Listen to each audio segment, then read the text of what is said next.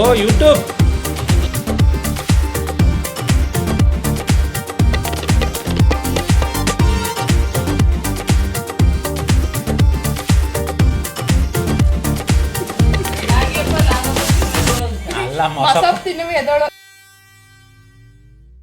Hi everyone, welcome back to my channel.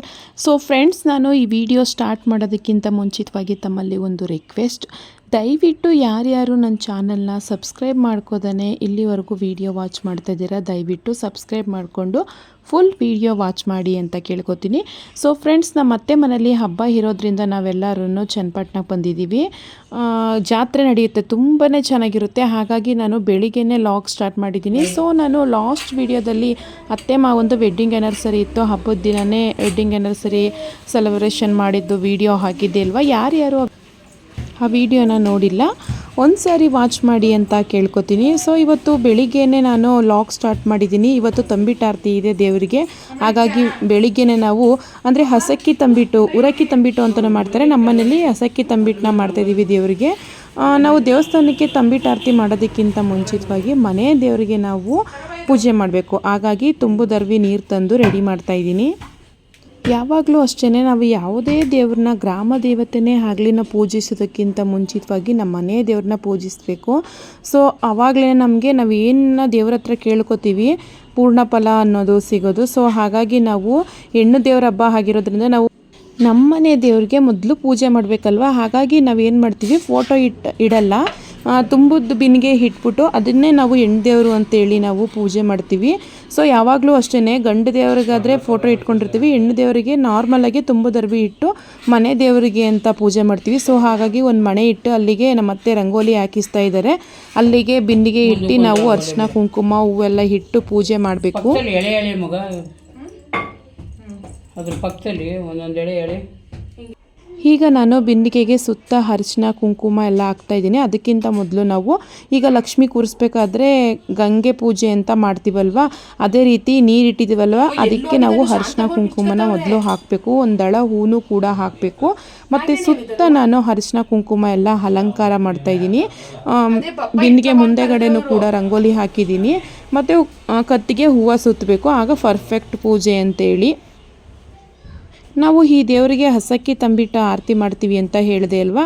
ನಾನು ಮಿಕ್ಸಿಲಿ ಒಂದು ಸಾರಿ ಎಲ್ಲನೂ ಪೌಡ್ರ್ ಮಾಡಿಕೊಡ್ತೀನಿ. ಅಂದರೆ ಅಕ್ಕಿನ ನೆನೆಸಿರ್ತೀವಲ್ವ, ಪೌಡ್ರ್ ಮಾಡಿಕೊಟ್ರೆ ನಮ್ಮ ಮನೆಯವರು ಅದನ್ನು ಮಾಡಿಕೊಡ್ತಾರೆ. ಆವಾಗಲಿಂದನೂ ಅಷ್ಟೇ ನಮ್ಮ ಅತ್ತೆಗೆ ಹೆಣ್ಮಕ್ಳಿಲ್ದಿರೋ ಕಾರಣ ಮಕ್ಳಿಗೇನೆ ರೂಢಿ ಮಾಡಿದರೆ ಇದೆಲ್ಲ ಮಾಡ್ಕೊಡೋಕ್ಕೆ. ಯಾಕಂದರೆ ಅತ್ತೆಗೆ ಹುಷಾರಿಲ್ಲ, ಅಂಥ ಟೈಮಲ್ಲಿ ಮಕ್ಕಳನ್ನ ಈ ರೀತಿ ಬೆಳೆಸಿದ್ರೆ ಒಂದು ಒಳ್ಳೆಯ ಅಭ್ಯಾಸ ಅನ್ನೋದು ನನ್ನ ಪ್ರಕಾರ. ಯಾಕಂದರೆ ನಮಗೂ ಕೂಡ ಸ್ವಲ್ಪ ಈಸಿ ಆಗುತ್ತೆ ಅದೊಂದು ಕೆಲಸ ಮಾಡಿಕೊಟ್ರೆ. ತುಂಬ ಕ್ಲೀನಾಗಿ ಮಾಡ್ತಾರೆ ನಮ್ಮ ಮನೆಯವರು ತಂಬಿಟ್ಟನ್ನ. ಹಾಗಾಗಿ ನಾನು ಅದನ್ನು ಪೌಡ್ರ್ ಮಾಡಿಕೊಟ್ಟೆ. ಈಗ ಅವರು ಉಂಡೆ ಕಟ್ಕೊಡ್ತಿದ್ದಾರೆ, ಬೆಲ್ಲ ಹಾಕಿ ಒಂದು ನೀಟಾಗಿ ಒಂದು ಈಕ್ವಲ್ ಬರೋ ಥರ ಮಾಡ್ತಾಯಿದ್ದಾರೆ. ಮತ್ತು ನಾನು ತುಂಬದರ್ಬಿಗೆ ಅರಿಶಿನ ಕುಂಕುಮ ಒಂದು ದಳ ಹೂವು ಹಾಕಿ ಬೇವಿನ ಸೊಪ್ಪನ್ನು ಕೂಡ ಇಟ್ಟಿದ್ದೀನಿ. ಮತ್ತು ನಾವು ದೇವಸ್ಥಾನಕ್ಕೆ ತಂಬಿಟ್ಟು ತಗೊಂಡು ಹೋಗ್ತೀವಲ್ವ, ನಮ್ಮನೆ ದೇವ್ರಿಗೂ ಕೂಡ ತಂಬಿಟ್ಟು ಆರತಿ ಮಾಡಬೇಕು. ಹಾಗಾಗಿ ನಾವಿವಾಗ ಒಂದುಂಡೆ ತಂಬಿಟ್ಟನ್ನ ಇಲ್ಲಿ ಮಾಡಿಕೊಟ್ರು ಮನೆ ದೇವರಿಗೆ ಅಂತೇಳಿ ಅಲ್ಲೇ ಒಂದು ಹೋಲ್ ಥರ ಮಾಡ್ಬಿಟ್ಟು ಅಲ್ಲಿಗೆ ತುಪ್ಪದ ಬತ್ತಿ ಹಾಕಿ ದೀಪ ಹಚ್ಚಬೇಕು. ಸೊ ಇವಾಗೆಲ್ಲ ರೆಡಿ ಮಾಡಿದ್ದೀನಿ. ನನ್ನ ಮಗ ಅಂತೂ ಪೂಜೆ ಅಂದರೆ ಅವನಿಗೆ ತುಂಬಾ ಇಷ್ಟ. ನನ್ನ ಜೊತೆಯಲ್ಲೇ ನಿಂತಿದ್ದಾನೆ, ನಾನು ಪೂಜೆ ಮಾಡ್ತೀನಿ ಅಂತೇಳಿ. ಸೊ ಬೆಳಿಗ್ಗೆ ನಾವು ದೇವರಿಗೆಲ್ಲ ಅಲಂಕಾರ ಮಾಡಿಟ್ಟಿದ್ದೀವಿ. ಮನೆ ದೇವ್ರಿಗೆ ಮಾತ್ರ ಬ್ಯಾಲೆನ್ಸ್ ಉಳಿಸಿದ್ವಿ. ಈಗ ನಾನು ಸ್ಯಾರಿ ಹಾಕ್ಕೊಂಡೆಲ್ಲ ರೆಡಿಯಾಗಿದ್ದೀನಿ, ಪೂಜೆ ಮಾಡೋದಷ್ಟೇ ಬಾಕಿ. ನಮ್ಮತ್ತೆ ದೇವಸ್ಥಾನಕ್ಕೂ ಕೂಡ ಪೂಜೆ ಸಾಮಾನೆಲ್ಲ ರೆಡಿ ಮಾಡಿಟ್ಟಿದ್ದಾರೆ. ಈಗ ನಾನು ದೀಪ ಹಚ್ತಾ ಇದ್ದೀನಿ. ದೀಪ ಹಚ್ಚಿ ನಮ್ಮ ಮನೆ ದೇವ್ರಿಗೆ ಮೊದಲು ನಾವು ನಮಸ್ಕಾರ ಮಾಡಿ ನಂತರ ನಾವು ಬೇರೆ ದೇವ್ರು ಮಾಡಬೇಕು. ಸೊ ಎಲ್ಲನೂ ಒಂದೇ, ಅವುಗಳ ರೂಪ ಅಂತ ಹೇಳ್ತಾರೆ. ಆದರೆ ಏನೇ ಆಗಲಿ ನಮ್ಮ ಮನೆ ದೇವ್ರ ಹೆಸರು ಹೇಳ್ಕೊಂಡು ಪೂಜೆ ಮಾಡಿದ್ರೇ ನಾವು ಕೇಳ್ಕೊಂಡಂತಹ ಕೆಲಸಗಳು ಪಾಸಿಟಿವ್ ಆಗಿ ಆಗೋದು ನಮಗೆ.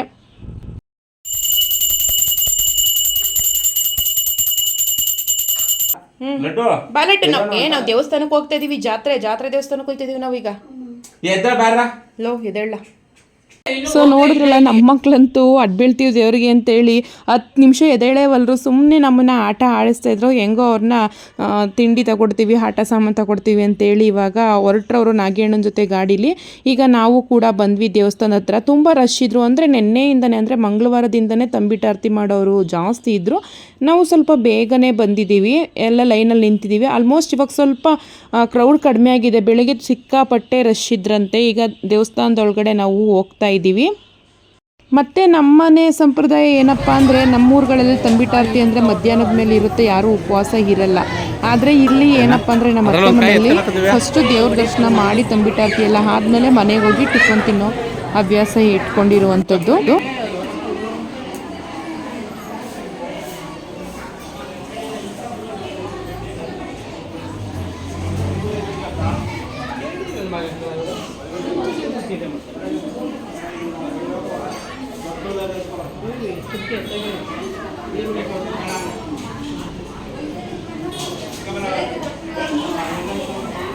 ಅಲ್ಲ ಆರತಿ ಮಾಡು, ಅದಕ್ಕೂ ದಿವ್ಯಾ ಅದಕ್ಕೂ ಆರತಿ ಮಾಡು. ಮಾಡಬಾರ್ದು.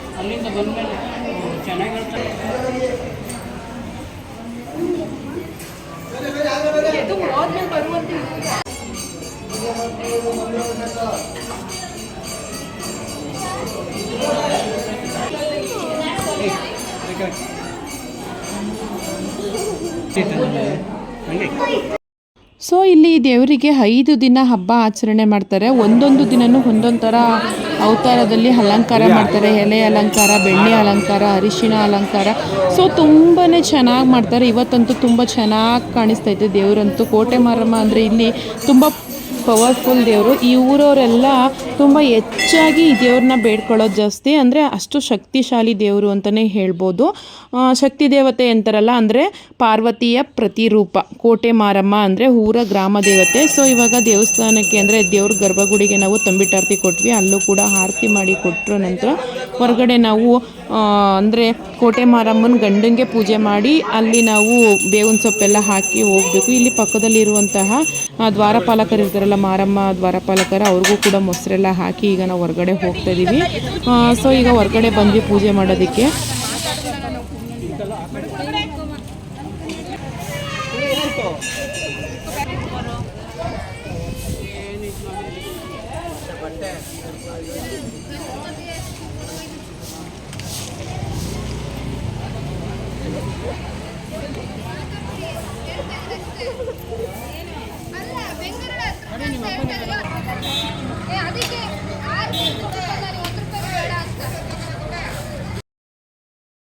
ಇಲ್ಲೇ ಹಬ್ಬ ಎಲ್ಲ ನಡೆಯೋದು. ಇವಾಗ ಸ್ವಲ್ಪ ಫ್ರೀ ಇದೆ ಪ್ಲೇಸ್ ಎಲ್ಲ. ಇನ್ನೂ ಜಾತ್ರೆ ಎಲ್ಲ ಹಾಗೆ ಕ್ಲೋಸ್ ಮಾಡಿದ್ದಾರೆ. ಇನ್ನು 1 ಅವರಲ್ಲಿ ಎಲ್ಲ ಓಪನ್ ಮಾಡ್ತಾರೆ. ನಿಮ್ಗೆ ಇಲ್ಲಿ ಕಾಣಿಸ್ತಾ ಇರ್ಬೋದು, ಆಲ್ಮೋಸ್ಟ್ ಅಂಗಡಿಗಳೆಲ್ಲ ಓಪನ್ ಆಗಿದೆ.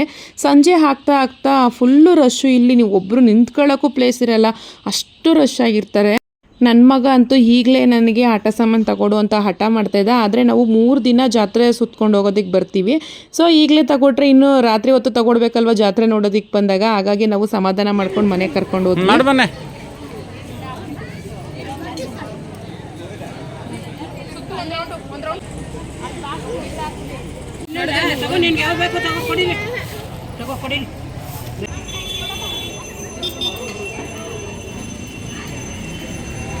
ನಾವು 12 ಗಂಟೆ ಅಷ್ಟರಲ್ಲೇ ನಾವು ಪೂಜೆ ಎಲ್ಲ ಮುಗಿಸ್ಕೊಂಡು ಬಂದ್ವಿ ಮನೆಗೆ. ಬಂದು ಬೆಳಿಗ್ಗೆ ನಾನು ಪುಳಿಯೋಗರೆ ಮಾಡಿದ್ದೆ.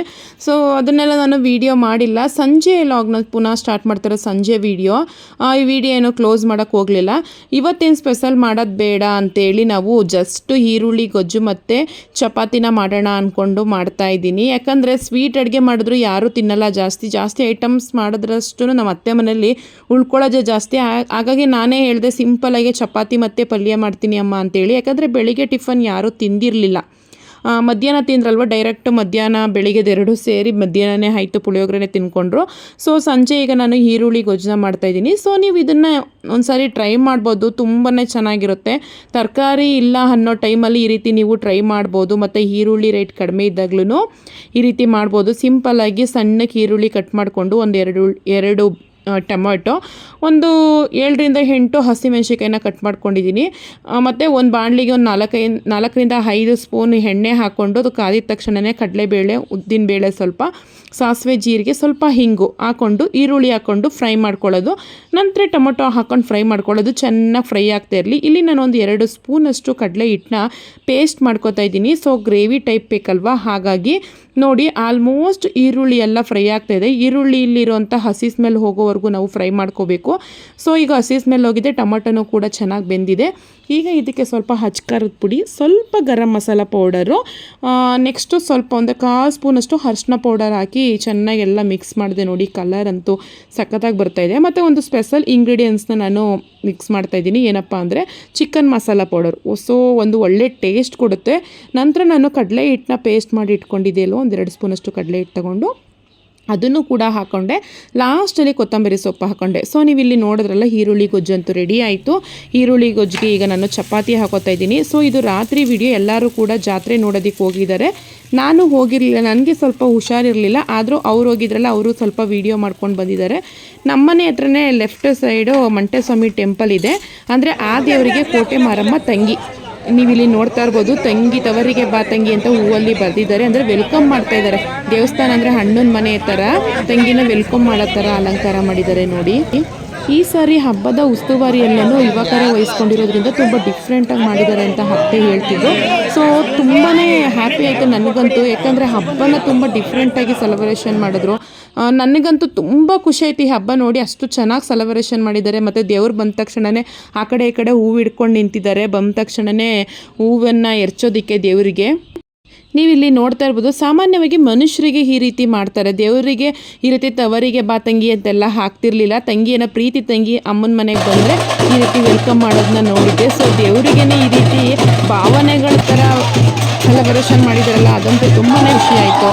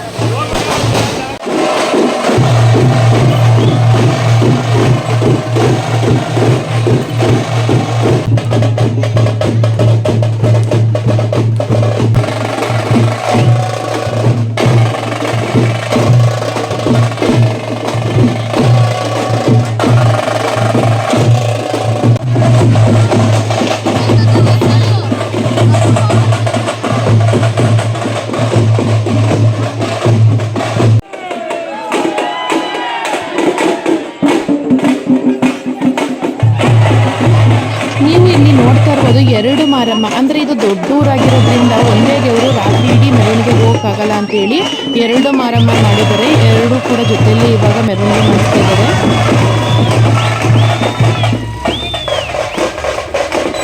ನೆಕ್ಸ್ಟ್ ಇದು ರಾತ್ರಿ 3 ಗಂಟೆ ರಾತ್ರಿ ಇದು ವಿಡಿಯೋ. ಇದು ರಾತ್ರಿ ಮನೆ ಮುಂದೆ ಮೆರವಣಿಗೆ ಬಂದಿದ್ದಲ್ಲ, ಅದು ಪೂಜೆ ಕೊಡ್ತಾ ಇರುವಂಥ ವಿಡಿಯೋ.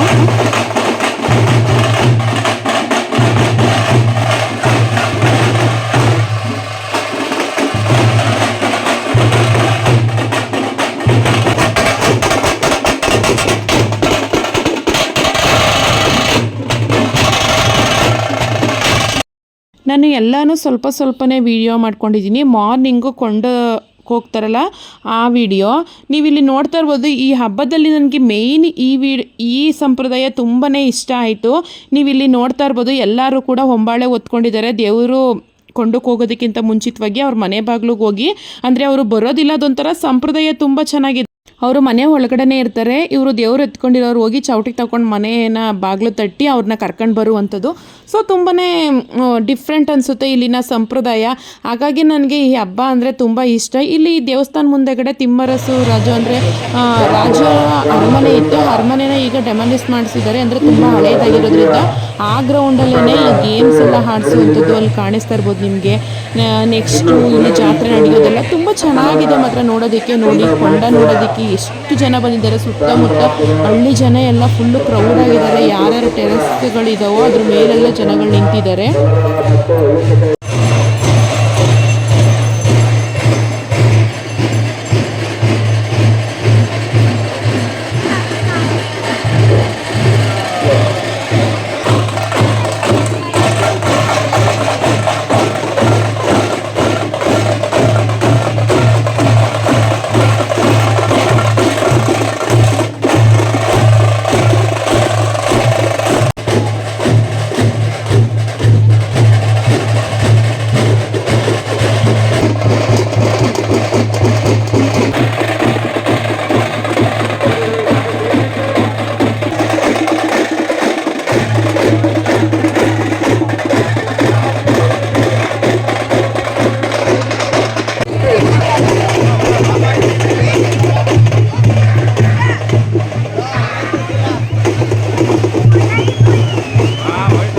ಕೊಂಡ ಹಾಯ್ದೆಲ್ಲ ನಾನು ವಿಡಿಯೋ ಮಾಡಿಲ್ಲ. ಕೊಂಡ ಆದಮೇಲೆ ಎಲ್ಲರೂ ಹರಕೆ ಮಾಡ್ಕೊಂಡಿರೋರು ಅರಳು ಉಪ್ಪು ಎಲ್ಲನೂ ಕೂಡ ಹಾಕ್ತಾರೆ ಉಪವಾಸ ಇದ್ದು.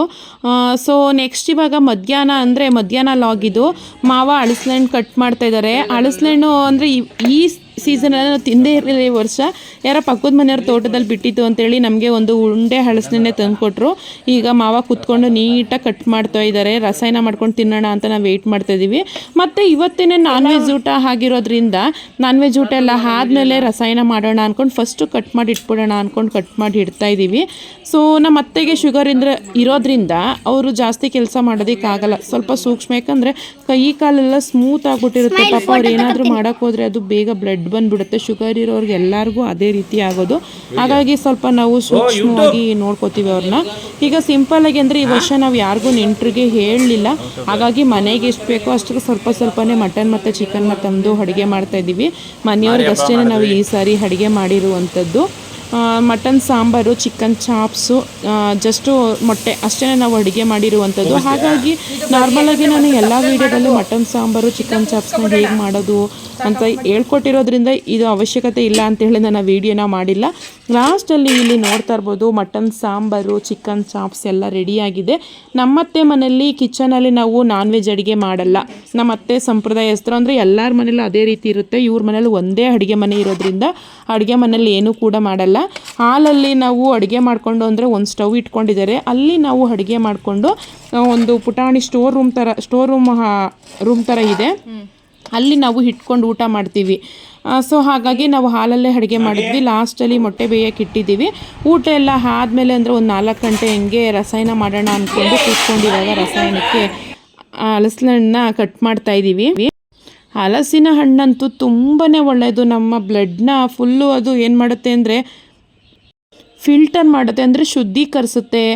ಮತ್ತು ರೋಗ ನಿರೋಧಕ ಶಕ್ತಿ ಜಾಸ್ತಿ ಇದೆ ಇದರಲ್ಲಿ. ಕಿಡ್ನಿ ಸಮಸ್ಯೆಗೆಲ್ಲ ಇದೊಂದು ರಾಮಬಾಣ ಅಂತಲೇ ಹೇಳ್ಬೋದು. ಹಲಸಿನ ಸೀಸನಲ್ಲಂತೂ ಯಾರಿಗೆ ಹಲಸಿನ ಸಿಗುತ್ತೆ, ಯಾರು ತಿನ್ನಲ್ಲ, ದಯವಿಟ್ಟು ಒಂದು ಪೀಸ್ ಆದರೂ ತಿನ್ನೋಕ್ಕೆ ರೂಢಿ ಮಾಡ್ಕೊಳ್ಳಿ ಅಂತ ಕೇಳ್ಕೊತೀನಿ. ಇದರಲ್ಲಂತೂ ಹಲಸಿನಲ್ಲಿ ರಸಾಯನ ಮಾಡ್ಕೊಂಡು ತಿಂತಾಯಿದ್ರಂತೂ ಬಾಳೆಹಣ್ಣು ಎಲ್ಲನೂ ಮಿಕ್ಸ್ ಮಾಡಿಕೊಂಡು ಸಖತ್ತಾಗಿರುತ್ತೆ. ಒಂದು ಸರಿ ಮಾಡಿ ನೋಡಿ. ಎಲ್ಲ ಮನೇಲೂ ನಾರ್ಮಲಾಗಿ ಮಾಡ್ತಾರೆ, ಮಾಡಲ್ಲ ಅನ್ನೋರು ಟ್ರೈ ಮಾಡಿ ನೋಡಿ.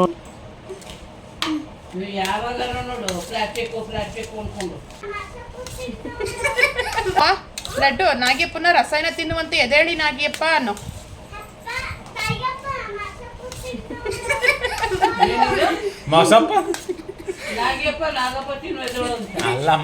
ತಿನ್ನುವ ಎದೋಳು. ಎದ್ದೇಳಿ ಅನ್ಬೇಕು, ರೆಸ್ಪೆಕ್ಟ್ ಕೊಡ್ಬೇಕು. ಎದ್ದೇಳಿ ಅನ್ಬೇಕು. ಏನ್ಲೋ ಹೋಗಿ ಬನ್ನಿ ಆ ಮಾತು ಬಂದ್ಬಿಟ್ರೆ ಸರಿ. ಅವನು ಇಲ್ಲ, ಹಂಗೆ ಕರಿತಿದ್ದು.